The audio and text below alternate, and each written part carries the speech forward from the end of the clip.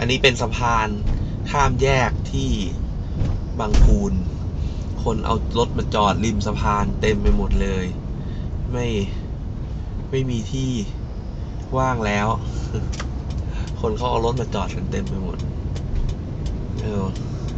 ตั้งแต่หัวสะพานยันท้ายสะพานเลย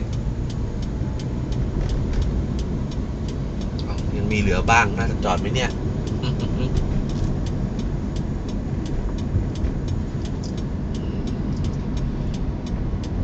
คนรังสิตห่วงบ้านน้อยกว่ารถบ้านไม่ค่อยทำอะไรกันเลยแต่ว่ารถจอดเต็มไปหมด